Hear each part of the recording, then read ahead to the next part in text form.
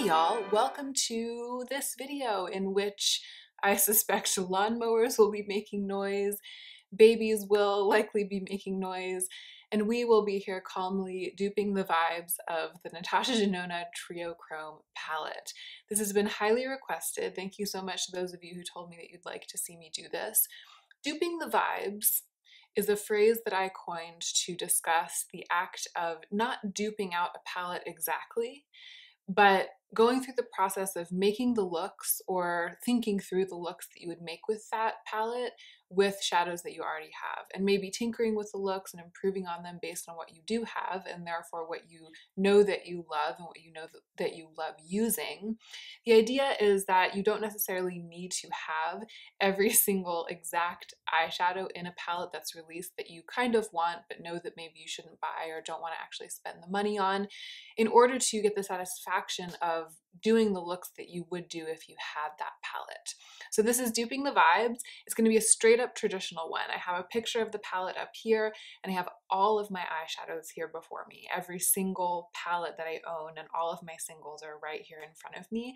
And I haven't thought it through. I haven't tried it yet. I'm going to be doing it with you. Just looking at the palette and asking myself, what would I do first if I had this and I had never used it before? What would I do next? And then depending on what I have to execute that task. If this is your first time to my channel, welcome. I'm so glad you're here. I'm Hannah. I love makeup, but I'm aware that that love can often cause us to get out of control with overspending. So I talk about keeping a balance here on my channel. I try not to spend too much of my own money on makeup. And I also try to make videos like these that present tactics and ways of thinking about makeup that help us to just like keep our heads, keep our cool, love what we love, enjoy what we have, and not go overboard. And if that sounds good to you, I hope you'll subscribe. Let's go ahead and get right into the meat of the video. Oh, I mentioned that lawnmowers would be mowing the lawn and that babies would be making baby noises, but I didn't mention that Joe would also be doing the dishes. But that's another noise that you'll probably hear. Let's proceed. I'm going to put a picture of the palette up on the screen. This is the picture that I'm looking at right here before me. And I don't have anything on my face right now except for a little bit of soap in my brows and a tiny bit of Glossier brow flick, which is what I've been using lately. And then I have a little bit of color corrector and spot concealer on my skin, but that's it. So actually I'm going to prime my eyes while I'm looking at the palette and talking about my first impulses.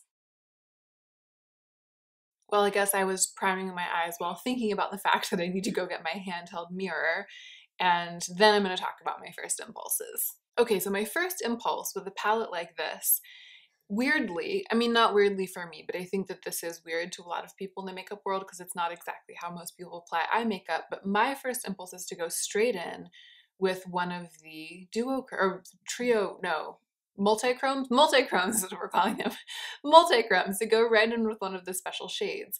I know that a lot of people tend to build eye looks by putting in like a crease color, or put on like a soft color and then a crease color and then build up the color in the crease in the outer corner and then finishing with the dramatic shade. The lid shade is kind of like just the cherry on top in the middle of the lid. I tend to go backwards. I start with the shade that is going to be the dramatic one. I build it all over my lid and then I kind of like go around and soften the edges with the other colors. So I think that if I owned this palette, if I purchased it and I were playing with it for the first time, you know, I think that I would probably, in spite of my attraction to the greens and the grungy, swampy top row, I'd probably go in with Color Flip, which is the one in the bottom row. And it is, I think, pretty much a spot-on dupe, although from what people have said on YouTube, not as beautiful as a shadow, not as well-performing of a shadow, but a spot-on dupe for Cliona's Kiln. And that is a multi-chrome that I actually own. It's one of my favorite multi-chromes. It's one of my favorite Cliona shadows. And I, funnily enough, like, I look at this and I kind of think like, oh, well, if I got this, I would have more of a variety of multi-chromes. So I would have like different stuff to try. But then the shadow that I believe that I would probably dip into first and that I would build a look around first is the one that's exactly like the one that I already own, but in a better formula from an indie brand. So I'm going to dig out Kiln and put it all over my lids. and kind of build the shape up towards my brows. Because I have hooded eyes, I always go above my crease when I'm making the shape of my eyes. I'm going to find the shadow, I'm going to zoom you in, and then I'm going to do that and show you the process. So here's Kiln. It's so amazing. It's really smooth, and there's how it looks on my finger. And I can see just from the picture that I'm looking at, I can see that it really is the same idea. It shifts in all of the same ways. It's stunning.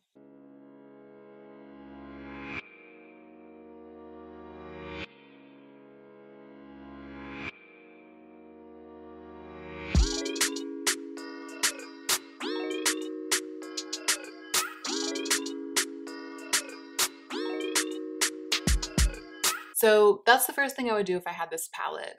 And then looking at it, I think that the second thing that I would probably do would be to go into that swampy top row.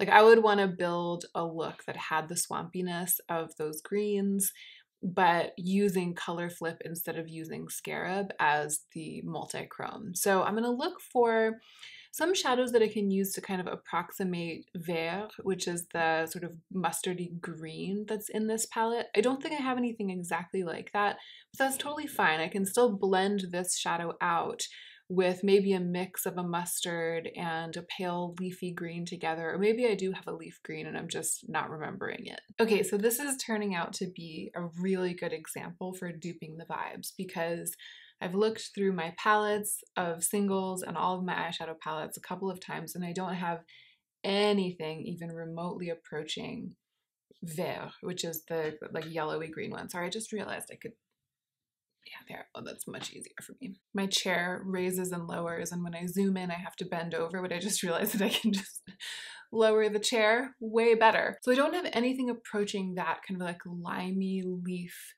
mustardy green that's in the top right hand corner of the Triochrome palette. The closest that I have is this Adept shadow, and you'll see if I'm putting it up on the screen, as I should be, that obviously it's also a light green, but it's just not the same. Like it's just not the same. And if my heart was double beating for that color, and if all I wanted from this palette was that color, then I wouldn't be able to like dupe it out or dupe out looks with that exact color by duping the vibes. But I'm not trying to do that. I'm trying to dupe the vibes. And the vibes are swampy, greeny, mucky, multi-chrome. And this is swampy and greeny, and I can totally get that vibe. I can totally get that look using this as a stand-in for that, even though it's not exactly the same. And I don't love the looks of that top row because I want that particular color. I love the looks of that top row because it implies these like swampy greeny looks. The other thing that's going on in that top row is that it has these kind of semi-fluorescent looking bright white greens. And I don't have any mattes like that either. I don't have very many matte shadows because I don't really work with mattes a lot, but I do really, really love shimmers. And I do have this shimmery. This is also Adept. It's ACS 24. It's like a shimmery, limey golden green that looks a lot like kind of a cross between Ion and Androdite, which are the two paler mattes in the top row of this Triochrome palette. So I'm going to use ACM 19, the green, to kind of buff out this look and make it green. And then I'm going to use this limey gold on my brow bone to add more dimension, more color, and kind of just add more of that top row of the Triochrome palette look to my eye look.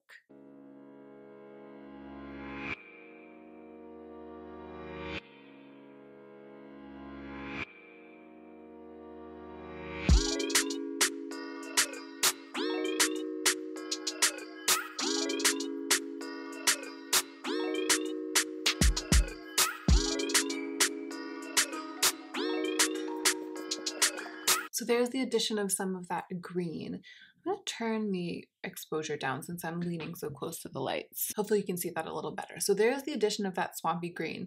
It definitely made it green and swampy, and I really love that. And it occurred to me as I was doing it that I would never have done this. I would never have combined Kiln, which is one of my favorite shadows in my collection, with this green from Adept, which I don't reach for very often, but they go so well together. They work really well together, and I really like the look that I'm getting. So I'm going to use this same little tiny brush. This is the Rephr brush that I've fallen in love with lately, the Rephr 13. It's like a blending brush, but it's really tiny, and I like it for my hooded eyes, and I also like it because even though it's a blending brush that works for the lids, I can also use it underneath my eyes. And I'm going to do that right now. I'm going to use it to deposit some of this green underneath my eyes on my lower lash line.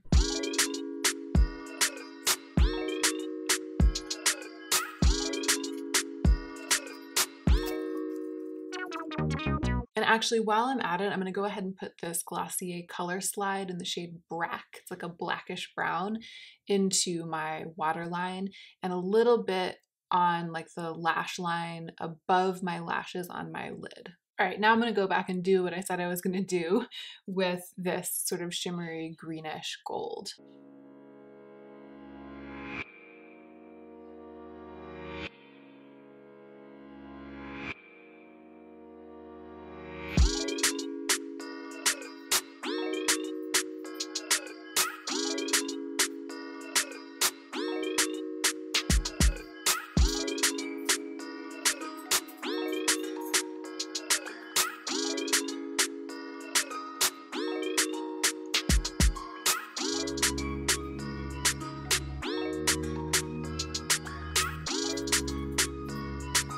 Okay, so I did that.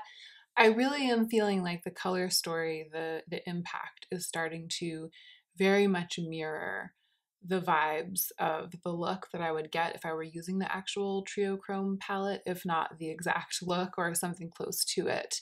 So now I'm going to go in with the thing that I would do next if I had this palette, which is I would go into Scrap. It is like a blackish brown, but it definitely has some green in it as well. So I'm going to find myself a dark brown that I have. I'll find the one that has the most green in it. And if I can't find something exactly like that, I might mix it with a green, or like even mix it with the green that I've been using as I build it into my outer corner to build some dimension and smoke there. So actually, Prowl from the Artemis palette right here, I don't think it's as dark as Scrap, and I definitely would want something darker. So I don't know, because I haven't swatched this Triochrome palette. Scrap might not even be that deep of a shade. It might just be kind of like a deep greenish brown, but not actually dark. I, though, want something darker. So I'm going to start with Prowl, and then if it doesn't get dark enough for me in the outer corner, I'm going to go in with a darker brown and mix it in.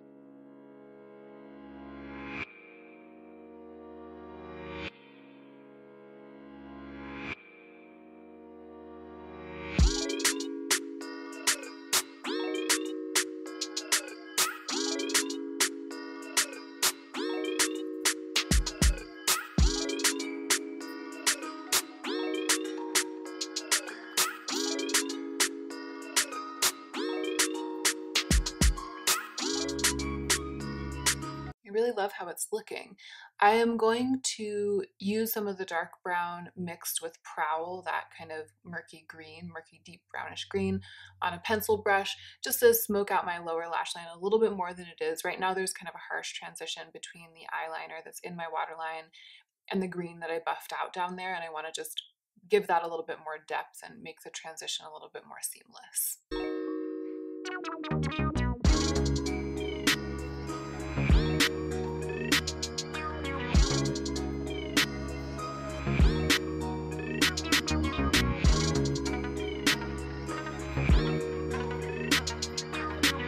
Okay, and the last thing I'm going to do is to go back into Kiln, my multi-chrome for this look, and just reinforce the presence of it on my lids.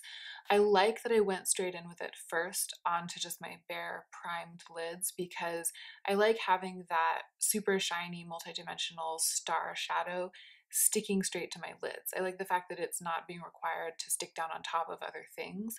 I feel like it has the most purchase of anything because it's right there on my lid. But as I've built structure around it, I've encroached on it a little bit, and I really want it to shine. So I'm just going to reinforce that. And then I'm going to apply mascara so that I can give you a good close-up of the way that this looks before I zoom out and clean up the rest of my face.